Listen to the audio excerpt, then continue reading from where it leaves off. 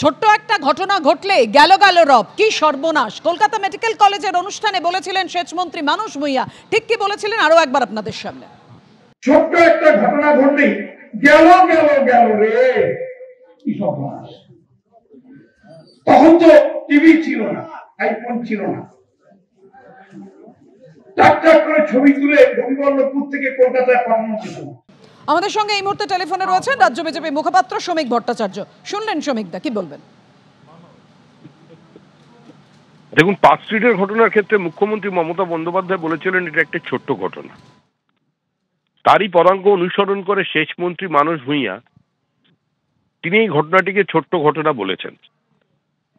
এখন বিষয় হলো, তৃণমূল কংগ্রেস যেভাবে সমাজকে দেখছে, তৃণমূল কংগ্রেস যেভাবে কলেজ বিশ্ববিদ্যালয়ের বিভিন্ন ক্যাম্পাসে একদলীয় একচেটিয়া একাধিপত্য প্রতিষ্ঠা করেছে, তৃণমূল কংগ্রেস যেভাবে সম্পূর্ণ রাজনীতির একটা প্রাতিষ্ঠানিক লুট মানুষকে দেখিয়েছে, এবং যেভাবে তারা ক্রিমিনালাইজেশন অফ পলিটিক্সকে পশ্চিমবঙ্গে সম্পূর্ণ করে ফেলেছে, তো তার পরিণতি হিসেবে এটাই।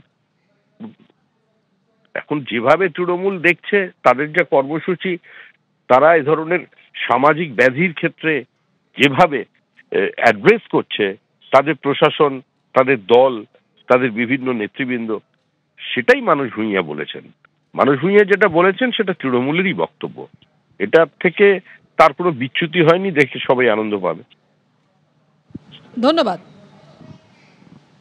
এ বিষয় নিয়ে আমরা কথা বলবো। এই মুহূর্তে আমাদের সঙ্গে টেলিফোনে রয়েছেন সিপিএম নেতা শতরূপ ঘোষ।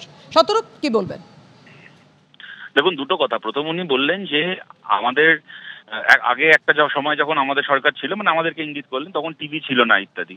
টিভি না থাকার ফলে তো অসুবিধা হয়েছিল মানুষ ভূঁইয়ার। ওনার দিদি চম্পলা সর্দারকে নিয়ে গিয়ে ধর্ষিতা বলে দেখিয়েছিলেন, পরে আদালতে প্রমাণ হয়ে গেল যে জীবনে তার ধর্ষণ হয়নি। সুতরাং টিভি না থাকার তো সুবিধাও পেয়েছেন মমতা বন্দ্যোপাধ্যায়, নকল ধর্ষণের ঘটনা তৈরি করতে পেরেছেন।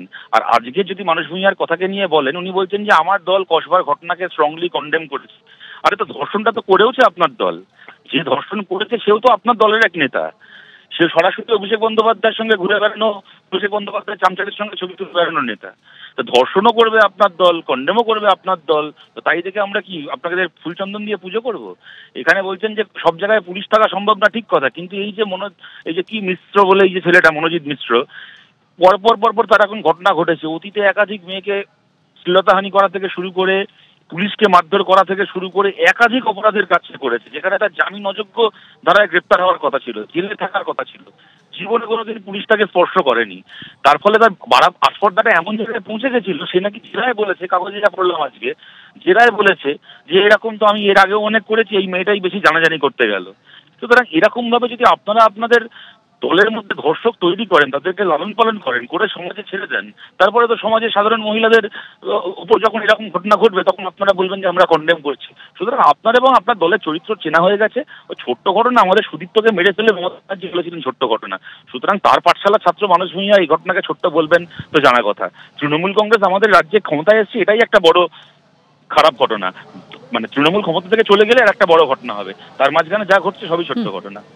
ধন্যবাদ শতরূপ।